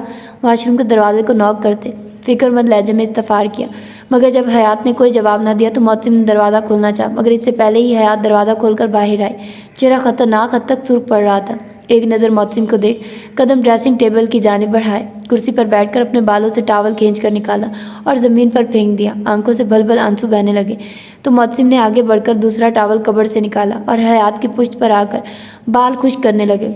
नज़रें शीशे में नज़र आते हयात के दिलकश सरापे पर टिकी हुई थी। मैं मोटी हो गई हूँ, मुझसे अपने बाल ना कंघी होते हैं ना वॉश होते हैं, मेरे बाजू दुखने लग जाते हैं। चेहरा हाथों में छुपाए सिसक कर कहा तो मोहसिन ने हयात के बाल अच्छे से ड्राई करके आगे बढ़कर हयात को अपने असार में लेकर हयात की पीठ सुलाई। मैं हूँ ना अपनी जिन जान के लिए, फिर किस बात की फ़िक्र है? इस तरह से रोकर क्यों मुझ पर और मेरी मासूम बेटी पर जुल्म कर रही हो? तुम्हारे इस तरह से रोने पर हमें गिल्टी फील होगा। हयात के बालों में उंगलियां फेरते नरम लहजे में कहा, मगर हयात रोने में इस कदर मसरूफ़ थी कि मोहसिन चौधरी के नरम लहजे को महसूस न कर सकी, जबकि मोहसिन चौधरी लाख बेरुखी दिखाने की कोशिश करने के बावजूद पल में हयात के आंसुओं के आगे पिघला था। अपने नरम रवैये का एहसास हुआ तो खुद को मलामत करते हयात को नरमी से पीछे किया, चेहरे पर सर तासुरात सजाए, बुर्श पकड़कर हयात के बाल सुलझाए, हयात को बाहों में उठाए, उसे बेड पर ले जाकर नरमी से लेटाया। वैसे तो यहाँ हीटर वगैरह ऑन है, लेकिन तुम्हें ठंड नहीं लगेगी, मगर मैं फिर भी नहीं चाहता कि तुम बीमार पड़ो और इसका असर मेरे बच्चे पर हो, इसीलिए कोट उतारने की कोशिश भी ना करना। गर्मी लगे तो हीटर ऑफ कर लेना। हयात को कोट पहनाते सर लहजे में कहा और उठकर कदम ड्रेसिंग टेबल की जाने बढ़ाए। हर जगह देखने पर भी ऑयल न मिला तो अपने चॉकलेट ब्राउन बालों में हाथ फेर कर पलट हयात को देखा, जो हाथ पेट पर रखे आंखें मूंदे बेड की बैग से टेक लगाए बैठी थी। फिर पलटकर लोशन उठाकर हयात के कदमों में बैठकर, जिस पर हयात ने चौंक कर मोहसिन चौधरी को देखा, जो हयात के दोनों पाँव को अपनी गोद में रखे लोशन हाथ में निकाल रहा था। सम ये क्या करे, मैं कर लूँगी। मोहसिन चौधरी को अपने पाँव की मालिश करते देख हयात ने हिचकिचाते हुए अपने पाँव पीछे करने की कोशिश करते मुनमुना कर कहा, तो मोहसिन चौधरी ने खून खवार नज़रों से हयात को घूरा। मेरे सामने फजूल के ड्रामे करने की ज़रूरत नहीं, जैसे तुम्हें पता नहीं क्या कर रहा हूँ। बीवी हो मेरी, तुम मेरी जिम्मेदारी। जब मेरी वजह से इस हाल में हो तो मुझे मौत नहीं पड़ी कि अपनी बीवी को तकलीफ़ में देकर नज़रें फेर लूँ, और ना ही कोई ऐसी अना है मुझ में कि अपनी बीवी के पाँव को हाथ लगाऊंगा तो मेरी इज्जत कम हो जाएगी। हाँ, मगर अपनी बीवी को तकलीफ़ में देखकर अपनी अना और नाराज़गी का झंडा बुलंद किए उसे नज़रें फेर कर मुझे अपने मर्द और औरत का मुहाफिज होने पर खुद पर शक ज़रूर होगा। अपने रब के सामने और अपनी माँ की गई तरबियत के सामने शर्मिंदा नहीं होना चाहता। सर लहजे में एक एक लफ्ज़ चबा कर कहते हयात को घूरा, तो हयात ने खुश्क पड़ते हलक को तर करके सर तकिए पर टिका कर आंखें मूंद ली, जबकि मोहसिन चौधरी ने हयात के सूजन ज़दा गुलाबी सफ़ेद पाँव को देख एक नज़र आंखें बंद की हयात को देखा और नामहसूस अंदाज में झुक कर नरमी से वहाँ अपना लम्ब छोड़ा। हयात के पाँव बेड पर रख कर उसके करीब खिसक आया। हयात के सूजन ज़दा हाथ देख होंठों पर मुस्कुराहट सी रेंग गई। मेरी गोलो मोलो सी सरदारनी, नज़रें हयात के सरापे पर डालकर मुस्कुराकर सरगोशी की और सर झटक कर हयात के हाथों की मालिश करके लोशन साइड पर रखकर उठकर कदम वाशरूम के जाने बढ़ाए। बाहर आकर कबर्ड से ब्लैक लॉन्ग कोट निकाल कर पहना, शूज़ रैक से शूज़ निकाल कर पहने और एक नज़र आंखें मूंदे लेटी हयात को देखा। हयात, मैं जा रहा हूँ, थोड़ी देर में मुलाजमा आ जाएगी, ऊपर जाने की ज़रूरत नहीं, मैं आऊँगा तो ऊपर चले जाएंगे, तब तक तुम यहीं आराम करो। अपने मोबाइल पर मैसेज टाइप करते हुए बुलंद आवाज़ में कहा, तो हयात ने हड़बड़ाकर आंखें खोली। कहाँ जा रहे हैं आप सब? मैंने कहा था ना कि मत जाइए, तो फिर क्यों जा रहे हैं? मोहसिन चौधरी के करीब आकर मोहसिन के बाजू को अपने दोनों हाथों में थामे तड़प कर कहा, तो मोहसिन ने नागवार नज़रों से हयात को देखा। तुम्हारी इस अकल की देवी बहन का दिमाग ठिकाने लगाने जा रहा हूँ। दिल तो मेरा ये कर रहा है कि उसे ज़िंदा ज़मीन में गाड़ दूँ, मोहसिन चौधरी से उसकी बीवी और बच्चे को दूर करने की ऐसी सज़ा दूँ कि उसकी रूह तक कांप जाए। मगर फिर मुझे अपनी बीवी याद आ जाती है, जिसे पहले ही मुझसे दूर होने का बहाना चाहिए होता है, और दूसरी मेरी बेटी, उसे मैं खाला के रिश्ते से महरूम नहीं रखना चाहता, मगर सज़ा देना तो बनता है ना। हयात के बाल मुट्ठी में दबोचकर हयात के चेहरे पर झुककर अपनी आग सी दहकती गर्म सांसों को हयात के चेहरे पर छोड़ते दबे दबे लहजे में घरा कर कहा, तो हयात ने बेइख्तियार नफ़ी में सर हिलाया, जिस पर मोहसिन ने खून ख्वार नज़रों से हयात को देखा। हमायत करने की कोशिश भी ना करना मिसिस, तुम तो खुद शुक्र बनाओ कि तुम्हारी इस कंडीशन ने तुम्हारी बचत करवा दी, वरना होश तो मैं तुम्हारे रात ही ठिकाने लगा चुका था, और फिर इस वक्त तुम बहन की हमायत करने के बजाय शर्म से मुँह छुपा रही होती। जोमानी लहजे में बेबाक सरगोशी करते हयात के भरे भरे सरापे को मानी खेज नज़रों से देखा, तो हयात को मोहसिन चौधरी की बेबाक मानी खेज नज़रें आंग वजूद के आर पार होती महसूस हुई। मुलाजमा आएगी तो उसके साथ बैक साइड पर बने लॉन में थोड़ी वॉक कर लेना, मेरी बीवी कम पांडा ज़्यादा लग रही हो, हयात के गोल मटोल वजूद पर चोट करते हुए कहा, तो खफ़त से हयात के चेहरा पल में सुर्ख अनार हुआ। कुछ देर तो खामोश नज़रों से देखा और फिर झुक कर अपने लब हयात के माथे पर सख्त किए। चौधरी की जिनजान से चौधरी की गोल मटोल सी पांडा बन गई हो जानम, और तुम्हारा ये दिलकश रूप मेरे हवासों पर बुरी तरह छा रहा है। हयात के कान की लो पर अपना दहकता लम्स छोड़ते गमगीर लहजे में सरगोशी की, और हयात के कान की लो को दांतों में दबा कर छोड़ता लंबे लंबे डंग भरता वहाँ से निकलता चला गया, जबकि हयात ने अपने खून छलकाते चेहरे को अपने हाथों में छुपा लिया। अरूप ने एक नज़र इर्द गिर्द दौड़ाकर नज़रें सामने नज़र आते मंजर पर टिका दी, जहाँ एक शख्स कार का दरवाज़ा खोलकर बाहर खड़ा था और उसके सामने मौजूद शख्स उस पर चिल्ला रहा था। अपनी जेब से खाकी रंग का लिफाफा निकालकर कार के दरवाजे के करीब खड़े शख्स को थमाया, तो वो सर झटक कर उस लिफाफे को लेकर कार में बैठकर वहाँ से निकल गया। उस शख्स के निकलते दूसरे शख्स ने मोबाइल निकालकर किसी को फ़ोन किया और पढ़कर कदम अंदर की जानिब बढ़ाने शुरू किए, तो अरूप तेज़ कदमों से उसकी जानिब बढ़ी। ब्लैक पैंट के साथ वाइट शर्ट के ऊपर लॉन्ग ब्लैक कोट पहने, चेहरे पर मास्क लगाए दबे कदमों से उस शख्स की जानिब बढ़ी, मगर अपने पीछे कदमों की आवाज़ सुनकर पलटती इससे पहले ही गोली चलने और खुद को पीछे से किसी के हिसार में कैद पाकर साकत रह गई। गोली की आवाज़ पर आगे बढ़ता शख्स झटके से पलटा। वह शख्स अभी गोली चलाता इससे पहले अरूप ने उसके सर का निशाना लेकर उसे ढेर कर दिया, जबकि अपने पीछे चली दो गोलियों की आवाज़ पर झटके से पलटी तो एक दीव कामत शख्स को देख ठटकी, जो ब्राउन पैंट के साथ चेक वाली शर्ट के ऊपर लेदर की ब्राउन ही जैकेट पहने, हाथों में ब्लैक ग्लव्स पहने, पिस्टल थामे, चेहरे पर वुल्फ के निशान वाला मास्क लगाए, खून छलकाती सुर्ख आंखों से अरूप को घूरते अपने बाजू से बहते खून पर हाथ रख के झटके से पलटा और तेज कदम अपनी कार की जानिब बढ़ाए। तभी अपने इर्द गिर्द मास्क से चेहरा छुपाए 4-5 आदमियों को इन लाशों की जानिब बढ़ते देख अरूप चौंकी और भागने के अंदाज में वाइल्ड वुल्फ की जानिब बढ़ी, जो सुनसान गलियों से निकलता आगे की जानिब बढ़ रहा था। मान, मुझे पता है ये तुम ही हो, प्लीज़ रुको। ईमान शाह को अपनी कार का दरवाज़ा खोलते देख पीछे से चिल्लाकर पुकारा। इससे पहले ईमान शाह कार का दरवाज़ा खोलकर इसमें बैठता, अरूप एक ही जज्ब में ईमान के करीब पहुंचकर उसका बाजू थामकर रुख अपनी जानिब किया तो ईमान शाह ने शोला बरसाती निगाहों से अरूप को देखा। मान, तुम कब आए? हाथ ईमान शाह के मास्क की जानिब बढ़ाते नम लहजे में कहा तो ईमान शाह ने जवाब देने के बजाय चेहरे का रुख फेर लिया। अरूप ने ईमान शाह के मास्क को उतारकर अपनी जैकेट की पॉकेट में रखा और अपने सर्द हाथ को ईमान शाह के गाल पर रखकर कुछ कहना चाहा, मगर इससे पहले ईमान शाह लावे की तरह फट पड़ा। Don't touch me damn it, don't. अगर तुमने एक मर्तबा फिर मुझे छुआ तो तुम्हारे हाथ काट कर तुम्हें यहीं जिंदा दफन कर जाऊंगा, शेर सी धार लिए घर आते हुए कहा तो अरूप के चेहरे का रंग सरत में फक हुआ। मैं तो बस मान, हाँ, ये सब तुम्हें सूट नहीं करता मिस अरूप। ओ सॉरी एजेंट ग्रे, तुम्हें तो बिना कसूर के सज़ा देना, इंसानों को कटहरे में खड़ा करना, उनके जज्बात का मजाक बनाना, उनकी मोहब्बत की धज्जियाँ उड़ाने का शौक़ है कि ना हम जैसे हवस परस्तों के सामने यूँ बेबस दिखना तुम्हें सूट नहीं करता। अरूप के कंधों पर हाथ रखकर पीछे को धकेलते हुए चिल्लाकर कहा और रुख बदलकर कार में बैठना चाहा। तभी अरूप संभल कर ईमान शाह की जानिब बढ़ी। मान, तुम्हें गोली लगी है, देखो खून निकल रहा है, तुम बाद में गुस्सा कर लेना। आगे बढ़कर ईमान शाह के बाजू को अपनी गिरफ्त में लेते नम लहजे में कहा तो ईमान शाह ने झटके में अपना बाजू अरूप की गिरफ्त से आज़ाद करवाया। समझ नहीं आ रही तुम्हें? क्या बकवास कर रहा हूँ मैं? छूना मत मुझे, वरना जान से मार दूंगा। अरूप को कंधों से थामकर कार से लगाते दबे दबे लहजे में घर आकर कहा तो ईमान शाह के इस कदर शदीद रद्दोअमल पर अरूप ने सख्ती से अपनी आंखें मीच ली।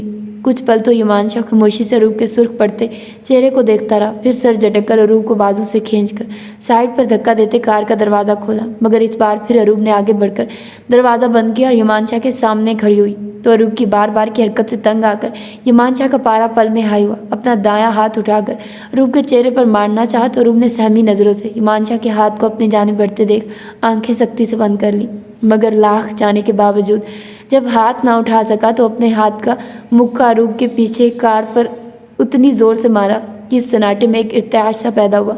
हाथ से होती तकलीफ बाजू तक गई तो रगों पे में शदीद दर्द की लहरें सरायत कर गई। कार पर लगने वाली ज़रब की आवाज़ पर अरूप ने आंखें खोली तो खुद पर झुके गहरे गहरे सांस लेकर अपने इश्तियाल पर काबू पाते ईमान शाह के सुर्ख चेहरे को देख गले में गिल्टी सी उभर कर मासूम हुई।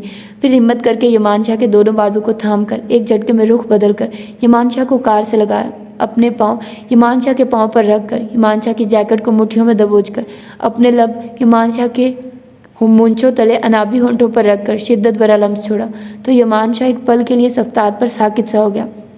सख्ते के टूटते ही ईमान शाह ने सख्ती से अरूप को खुद से पीछे करना चाहा, जिस पर अरूप ने अपनी शिद्दतों में इजाफा करते हाथ कॉलर से सिरकते ईमान शाह की गर्दन के गिर्द हायल किए। अपने हाथों की मुट्ठियों में ईमान शाह के बालों को दबोचकर ईमान शाह की सांसों में बुरी तरह अपनी सांसें उलझा दी। ईमान शाह ने अपनी सुर्ख अंगारा होती आंखों से खुद पर झुके अरूप के चेहरे की तरफ देखा, जो आंखें बंद किए ईमान शाह के लम्स को शिद्दत से महसूस कर रही थी। पहले तो दिमाग ने कहा कि झटक दे, मगर मोहब्बत के मारे इस दिल को ये कहाँ कबूल था। हाथ बढ़ाकर अरूप की कमर के गिर्द अपने बाजू लपेटकर उसे खुद में भेजा और अरूप के शिद्दत भरे लम्स में अपनी शिद्दत और जुनून शामिल कर दिया। सुनसान सड़क के किनारे हल्की हल्की होती बर्फबारी में वो दोनों एक दूसरे के लम्स में खोए सब कुछ फरामोश कर चुके थे।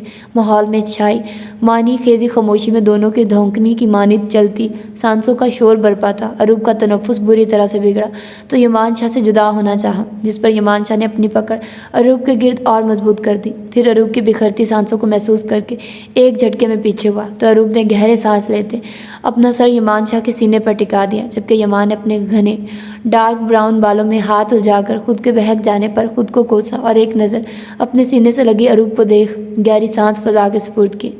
ईमान शाह को अरूप ज़बरदस्ती अपने साथ लेकर आई थी। घर में हयात को ना परख कर अरूप को यकीन हो गया था कि मौसम उसे ले जा चुका है, मगर अपनी शामत का सोच हाथ पांव बुरी तरह से कपकपाए, मगर सर झटक कर फर्स्ट एड बॉक्स लेकर लाउंज में आई जहाँ हिमांशु अपनी जैकेट उतार और शर्ट उतारे ब्लैक बनियान पहने जख्म का मुआयना कर रहा था। हिमांशु के करीब बैठकर जख्म को देखना चाहा, मगर हिमांशु ने बुरी तरह से रूप के हाथ झटके।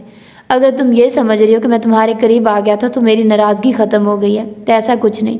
पहली बार अपने दिल के आगे हार कर तुम्हारे करीब आने पर मुझे खुद से नफरत हो रही है कि क्यों इस कदर ज़लील होने के बाद भी मैं तुम्हारे करीब आ गया। ये बात मेरी इज्जत नफ्स को मजरूह कर रही है, इसीलिए मेहरबानी करो और मुझसे दूर रहो। दबे दबे लहजे में घर आकर का और फर्स्ट एड बॉक्स चिपने के अंदाज में अरूप के हाथों से छीन कर कमरे में चला गया। अपनी गलती के पछतावे और हिमांशु की नाराज़गी का सोच कर न जाने कितने आंसू अरूप की पलकों की बाढ़ तोड़कर रुखसार पर बह गए। आंसू पूंछकर रूम की जानिब कदम बढ़ाए तो हिमांशु को ड्रेसिंग टेबल के सामने खड़े अपनी पट्टी करते देख आगे बढ़कर कबर्ड से एक ब्राउन बैग निकाला और नीचे रखकर उसे खोला। गोली बेशक छू कर गुजरी है, मगर फिर भी हमें एहतियात करनी चाहिए। ये ड्रिप और इंजेक्शन तुम्हें लगाना होगा मान। हिमांशु के करीब आते टेबल पर चीज़ें रखते हुए कहा तो हिमांशु ने घूर कर अरूप को देखा। एक बात तुम्हारे इस 30 मार खान के दिमाग में जाती क्यों नहीं है क्या? नहीं चाहिए मुझे कोई हेल्प और ना ही मुझे कोई एहतियात करनी है। अपनी समाजी खिदमत कहीं और जाकर सर अंजाम दो। तंजिया लहजे में कहकर सर झटक कर कदम बाहर की जानिब बढ़ाने चाहे तो रूप ने हिमांशु का हाथ पकड़कर रुख अपनी जानिब किया। मैं बस नाराज़ थी, तुमसे दूर नहीं आना चाहती थी, ऐसा कुछ नहीं सोचा था मैंने। मुझे लगा था कि तुम इस तरह बता दोगे कि तुम मोहसिन के पार्टनर हो। मैं तो बस। अरूप अभी रोते हुए बात मुकम्मल करती इससे पहले ही हिमांशु ने दोनों बाजुओं से थाम कर अरूप को दीवार से पिन किया।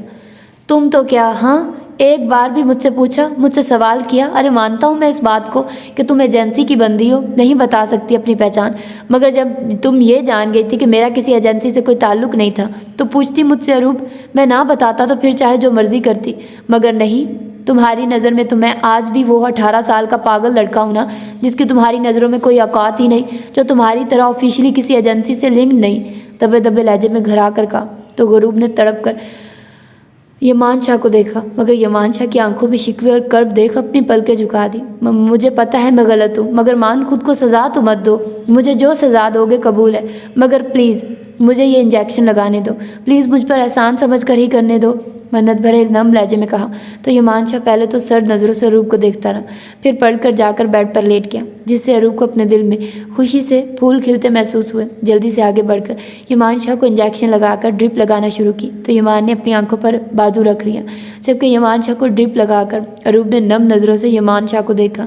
हिमांशु की बिखरी हुई हालत देख दिल में मलाल सा बढ़ने लगा। बेड के बाएं जानिब आकर हिमांशु की आंखों से हाथ हटाया तो हिमान ने सुर्ख शिकवा कुना नज़रों से अरूप की जानिब देखा, जिस पर अरूप की आंखें पल में लबाब पानियों से भर गई। हिमांशु ने अपना बाजू अरूप के गिर्द लपेटा तो हिमांशु के सीने से लगकर फूट फूट कर रोती हुई हिमांशु को अंगारों पर घसीट चुकी थी, मगर सख्ती से अपने लब भींचे अरूप को रोने दिया, जबकि लाख रोकने के बावजूद एक बागी आंसू हिमांशु की आंख से निकलता अरूप के बालों में जज़ब हो गया। ड्रिप के ख़त्म होने पर हिमान ने हाथ बढ़ाकर उसे बंद करके हाथ से नकोला को निकाला और करवट बदलकर अपने सीने में चेहरा छुपाए रोती अरूप को अपने हसार में लेकर आंखें मूंद ली।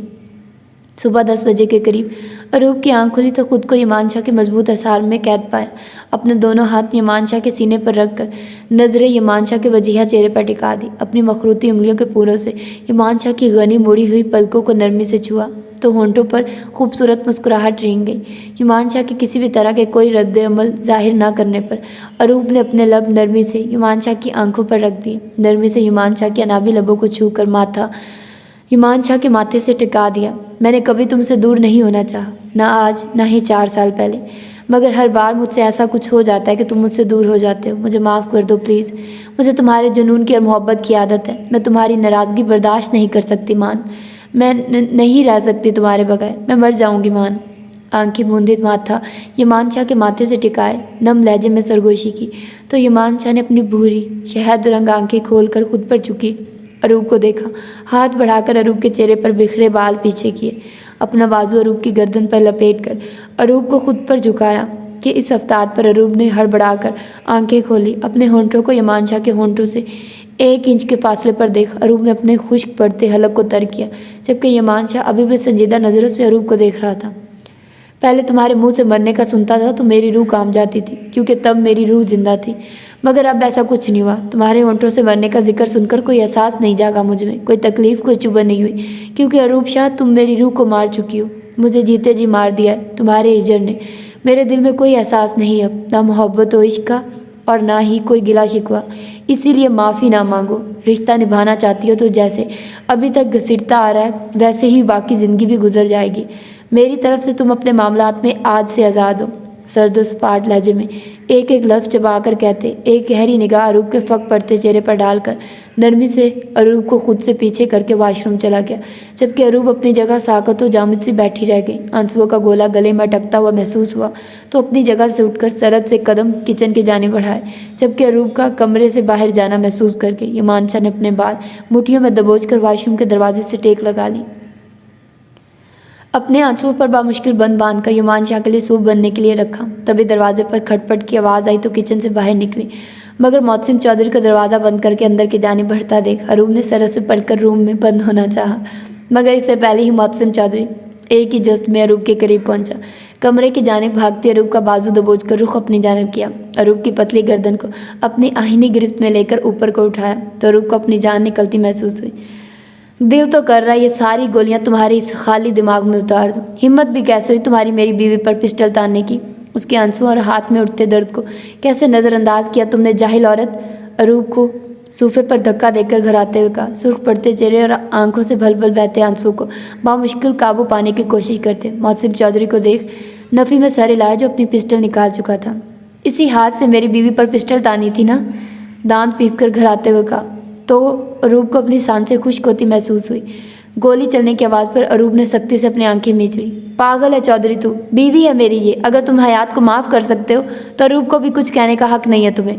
मोहसिन चौधरी की पिस्टल का रुख सोफे की दूसरी जानिब करते हुए चिल्ला कर कहा तो मोहसिन चौधरी ने खूनख्वार नज़रों से यमानशाह को देख अपना हाथ झटके से यमानशाह के हाथ से छुड़वाया। मोहसिन ने एक कहर भरी नज़र अरूप पर डाल ली तो यमानशाह अरूप की जानिब बढ़ा, जो आंखों में बेयकीनी लिए मोहसिन चौधरी को देख रही थी। यमानशाह ने आगे बढ़कर अरूप का बाजू थामकर उसे उठाया, अरूप को अपने हिसार में लेकर कदम कमरे की जानिब बढ़ाए। दिमाग खराब है चौधरी का, और तुम्हें भी क्या ज़रूरत थी इसकी बीवी को साथ लाने की? हर कोई यमानशाह नहीं है अरूप जो दिल के हाथों मजबूर होकर दिल पर ही वार करने वाले की हर गलती माफ़ कर दे। अरूप की गर्दन पर मौजूद मोहसिन चौधरी की उंगलियों के सुर्ख निशानात पर अपनी उंगलियां फेरते नरम लहजे में कहा तो अरूप के होंठों से बेसाख्ता सिसकी निकली। सांस रुकने से सुर्ख हुआ, चेहरा रोने के बायस मजीद सुर्ख हो गया। आंसू मोतियों की लड़ियों की तरह मानित रुखसारों पर बहने लगे, जिन्हें देख यमानशाह ने सख्ती से अपने जबड़े भींच लिए। अरूप को बेड पर बिठाकर घुटनों के बल उसके सामने नीचे ज़मीन पर बैठा। नज़रें अरूप के झुके सर से होती आंखों से गिरते आंसुओं पर आंख ठहरी। अरूप की थौड़ी को उंगलियों में थाम कर चेहरा ऊपर किया तो अरूप ने शर्मिंदगी से आंखें सख्ती से बंद कर ली, मगर अपनी आंखों पर सुलगता लम्स महसूस करके अरूप की सांसें पल के लिए थमी। तुम मेरी हो तो तुम पर हर हक भी सिर्फ मेरा है। मेरे होते हुए कोई भी तुम्हें कुछ नहीं कह सकता। चाहे तुम मुझे जान से भी मार दो तब भी किसी को ये हक नहीं है कि वो तुमसे सवाल भी करे। वो मेरा और तुम्हारा मामला होगा, मगर इस बार तुमने हयात को इन्वॉल्व करके गलती की जाना। आइंदा ऐसा कुछ मत करना। अरूप के माथे पर नरमी से अपने लब रखे और खड़े होकर अरूप को अपने असार में लिया। अरूप के फूट फूट कर रोने पर यमानशाह ने सख्ती से अपने लब भींचे, अरूप की कमर सुलाकर उसे चुप करवाया और फिर बिना अरूप की जानिब देखे कमरे का दरवाज़ा बंद करता बाहर निकलता चला गया, जहां मोहसिन चौधरी टांग पर टांग रखे सोफे के पुश्त पर अपने दोनों बाजू फैलाए संजीदा चेहरा लिए बैठा था। यह बहुत गलत हरकत थी चौधरी, मेरी बीवी है वो। जब तुम हयात को माफ़ कर सकते हो तो तुम्हें कोई हक नहीं कि तुम मेरी बीवी से ऐसा सलूक करो। मैं लाख नाराज़ होने के बावजूद उसे सख्त नज़रों से नहीं देख पाता, उसे लफ्ज़ों से तकलीफ़ देने का सोचता हूँ तो नहीं कर पाता। तो तुम कैसे उसे जिस्मानी तकलीफ़ देने का सोचा, जबकि तुम जानते हो कि वो लड़की मेरे जिस्म में खून की मानित सरायत करती है, मेरे वजूद का हिस्सा है वो।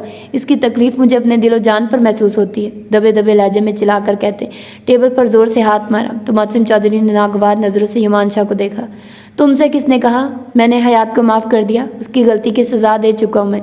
दिमाग ठिकाने से खिसक गया था, 3-4 थप्पड़ लगे हैं, अब बिल्कुल ठिकाने पर है। सिगरेट सुगाते हुए संजीदा लहजे में सफ़ेद झूठ बोला तो यमानशाह ने बामुश्किल अपना कहका जब्त किया। वो 3-4 थप्पड़ शायद तुम्हें लगे हैं जो इस कदर दिमाग घुमा हुआ है। यमानशाह के तंजिया लहजे पर मोहसिन चौधरी ने घूर कर उसे देखा। बकवास बंद करो, तुम्हें लग रहा है मैं झूठ बोल रहा हूँ? बिला वजह भड़कते हुए कहा तो यमानशाह ने कंधे झुकाकर मोहसिन चौधरी के सुर्ख पड़ते चेहरे को देखा। तुम और हाथ उठा लो, वो भी हयात पर।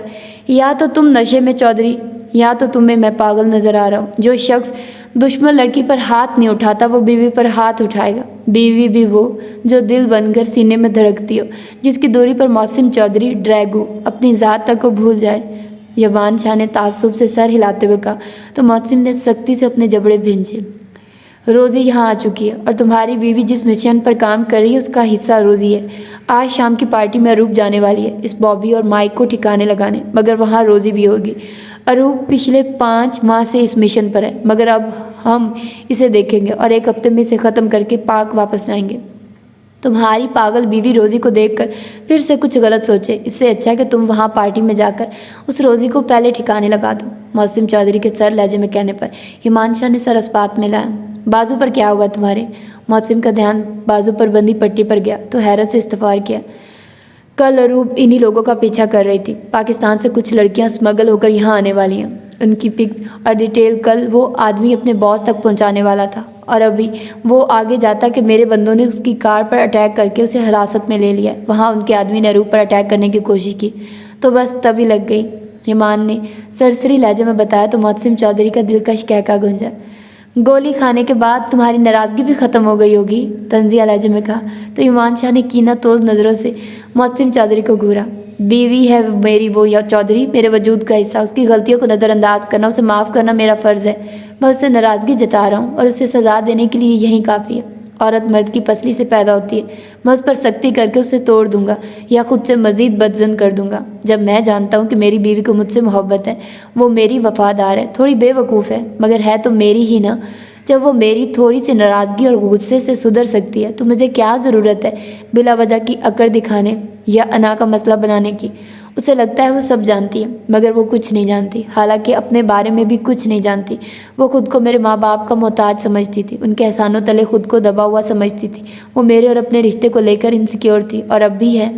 वो कहती है कि मैं उससे 2 साल बड़े होने वाला तजर्बा कभी हासिल नहीं कर सकता। वो सच ही कहती है चौधरी। उसने अपनी फील्ड में औरतों को शौहर के तशद्दुद, उनकी हवस और बेवफाई का निशाना बनते देखा है। उसके अंदर डर था कि कहीं अगर मैं एक दिन अपनी मोहब्बत से मुकर गया, कभी जब मेरा दिल उससे भर गया, कभी अगर मुझे अपनी और उसकी उम्र के फ़र्क का एहसास होने लगा, वो मुझसे नहीं इन सब बातों के सच हो जाने से फरार हासिल कर रही थी। उसका बचपन महरूमिया में गुजरा है। हयात के पास तो सब मुकम्मल था। वो तो नूर बेगम और सलाहुद्दीन को ही अपने वालिदैन समझती थी, मगर अरूप जानती थी कि उसके माँ बाप नहीं है, किसी रिश्तेदार ने उसकी जिम्मेदारी नहीं ली। वो ये भी जानती थी कि उसकी परवरिश करने पर बाबा के ख़ानदान वालों ने कितने एतराज़ किए थे और फिर वो परफेक्ट बनती चली गई। अपनी ख्वाहिशात का गला घुंटती वो बनती चली गई जिस पर लोग उंगली ना उठा सके, उसके किरदार पर कोई शक की निगाह न डाले। वो दुनिया की नज़र में परफेक्ट बनती बनती अंदर से टूट कर बिखरती चली गई। जिस उम्र में बच्चे नादानियाँ करते थे, शरारतें करते थे, गलतियाँ करते थे, वो तब भी मिस परफेक्ट बनी रहती थी। अगर अनजाने में अंदर छुपा बचपना जाहिर हो जाता था तो खुद को कमरे में बंद करके सज़ा देती रहती थी। अपनी छोटी छोटी गलतियों को सुधारने में लगी रहती थी ताकि लोग उसे ये ना कह सकें कि बिन माँ बाप की बच्ची थी, इसीलिए बिगड़ गई। और उसकी यही बात मुझे गुस्सा दिलाती थी। वो मुँह से तो कहती थी कि उसे दुनिया की परवाह नहीं, मगर सबसे ज़्यादा उसे ही दुनिया की परवाह थी। दुनिया वालों के लिए ही तो परफेक्ट बनती थी, उनकी बातों से ही तो बचना चाहती थी। और अब अगर उसने मुझ पर अपना हक समझकर एक छोटी सी गलती कर दी है तो तुम क्या चाहते हो? मैं उसे सज़ा देकर उसके अंदर छुपे बचपने और मासूमियत का गला अपने हाथों से दबा दूँ? वो बेवकूफ़ियाँ करे, गलतियाँ करे, मुझे फ़र्क नहीं पड़ता। अगर मेरी मोहब्बत, मेरे होने का मान उसके अंदर छुपी इन हसरतों को पूरा करता है तो मेरी जान भी हाजिर है अपनी बीवी के लिए। अगर मेरी माफ़ी, मेरा उसकी गलतियों को नज़रअंदाज करना, उसकी इनसिक्योरिटी को ख़त्म करना है ना, तो कसम ले लो चौधरी, मैं अपनी बीवी के दिल में छुपे हर डर को ख़त्म करने के लिए खुद को उस पर हज़ारों बार वार दूँ। नाराज़ हूँ उससे, ऐसा नहीं है कि नाराज़ नहीं हूँ, लेकिन अपनी नाराज़गी से उसे लफ्ज़ों की मार मारने का हौसला नहीं है मुझ में। मौसिम चौधरी की जानिब कॉफ़ी का मग बढ़ाते हुए संजीदा लहजे में कहा तो इमान शाह की बातों पर मौसिम चौधरी ने गहरी सांस भरकर किचन काउंटर से टेक लगा ली। माँ जी से बात हुई थी, वो कह रही थी कि हमारे आते ही शादी की रस्में शुरू हो जाएंगी। तो ऐसा करता हूँ, मैं भी पार्टी में तुम्हारे साथ ही चलता हूँ। जितनी जल्दी हो ये काम ख़त्म करके पाकिस्तान चले। हयात की कंडीशन पहले ही ऐसी है कि वो इतना लंबा सफ़र नहीं कर सकती, इसलिए मैं जल्द से जल्द यहाँ से जाना चाहता हूँ। सिंक में खाली मग रखते हुए कहा तो यमान ने समझने के अंदाज में सर हिलाया। मैं तब तक सारी डिटेल्स एक बार खुद चेक कर लेता हूँ, फिर शाम में मिलते हैं। मौसिम ने कदम बाहर की जाने बढ़ाते हुए कहा तो यमान शाह ने सर उस बात में हिलाया। मौसिम चौधरी के बाहर निकलने के बाद दरवाज़ा लॉक करके कदम कमरे की जाने बढ़ाए। Himanshu full black dinner suit में तैयार लाउंज में सोफे पर बैठा कब से रूप के बाहर निकलने का इंतजार कर रहा था। मोहसिन चौधरी के जाने के बाद वो रूप को खरी खरी सुना चुका था। हिमांशु का कहना था कि उसे रूप से कोई सरोकार नहीं, उसकी ज़िंदगी में क्या होता है क्या नहीं हिमांशु को कोई फ़र्क नहीं पड़ता। मोहसिन से बचाने की यही वजह थी कि एक दफ़ा अरूप शाह से ने उसे बचाया था, यह उसका ही बदला था। अपनी बातों पर अरूप के फक होते चेहरे से बामुश्किल नज़रें चुराई। अरूप अपनी ज़िंदगी में जो चाहे करे, हिमांशु को अब इस बात से कोई फ़र्क नहीं पड़ता। सर लहजे में अपनी बात कहकर दूसरे कमरे में जाकर बंद हो गया था। अपने आदमी से अपने लिए ड्रेस मंगवाकर वो कब का रेडी हो चुका था, मगर अरूप थी कि निकलने का नाम ही ले रही थी। अपनी चेन को उंगलियों में घुमाते हिमांशु ने एक नज़र घड़ी को देखा जो कि 8:30 के हिस्से को क्रॉस कर रही थी। झुंझलाते हुए अपनी जगह से उठा कि तभी क्लिक की आवाज़ पर झटके से पढ़कर देखा तो कुछ पल के लिए अपनी जगह साकित हो गया। ब्लड रेड कलर की पाँव को छूती मैक्सी जो पीछे से ज़मीन पर फैली हुई थी। मैक्सी पर रेड कलर के ही खूबसूरत पर लगे हुए थे जो मैक्सी की खूबसूरती को बढ़ा रहे थे। घने स्याह बालों को स्ट्रेट करके नीचे से हल्के कर्ल डालकर पुष्ट पर खुला छोड़ा हुआ था। ग्रे ग्रीन आंखें स्मोकी मेकअप के बायस जानलेवा हद तक खूबसूरत लग रही थी। गुलाबी भरे भरे होंठ इस वक्त ब्लड रेड लिपस्टिक से सजे हुए थे। अपना 2 हाथ शाहुसल लिए सहज सहज कर चलती वो हिमांशु के करीब बाएं जानिब मौजूद सोफे के पास आई। अपने हाथ में थामे वाइट कोट को सोफे की पुष्ट पर रखा और अपने घने स्याह बालों को जूड़े में लपेटकर कैचर में जकड़ा। तभी हिमांशु ट्रांस की कैफियत में अरूप की जानिब पलटा। नजरें अरूप की दोदिया गर्दन से होती पतली सफ़ेद शफाफ कमर पर आन रुकी तो हिमांशु को अपनी सांसें सीने में टकती महसूस हुई। दिल पसलियां तोड़कर बाहर आने के लिए मचलने लगा। शहद रंग आंखों में पल में खुमार की सुर्खी उतरी। तुम सब तैयार रखो, बस थोड़ी देर में पहुंचने वाले हैं। अरूप की आवाज़ पर हिमांशु का सख्ता टूटा तो चौंक कर इर्द गिर्द निगाह दौड़ाकर अपने सामने पुष्ट किए खड़ी अरूप को देखा। यह सोचकर कि वो इतना सज धज कर इस तरह का ड्रेस पहनकर पार्टी में जाने वाली है, हिमांशु का सारा खुमार भग हुआ। एक ही जश्न में अरूप के करीब पहुंचकर झटके से अरूप का बाजू अपनी सख्त गिरफ्त में लेकर रुख अपनी जानिब किया। यह क्या बेहुदा लिबास पहना हुआ तुमने, किसी नुमाइश पर नहीं जा रही तुम, फ़ौरन आकर चेंज करो इसे।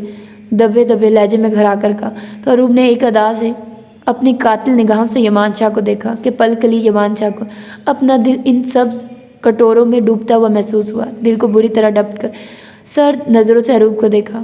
पार्टी में जाना चाहती हो या फिर सीधा ऊपर, क्योंकि इस होलिये में तो मैं तुम्हें इजराइल को भी ना ले जाने दूँ। पार्टी तो बहुत दूर की बात है, इससे पहले मेरा सारा जब जवाब दे जाए इस बेहुदा ड्रेस को उतार फेंको। अगर मेरा दिमाग घूमा तो इसी समेत आग लगा दूंगा तुम्हें।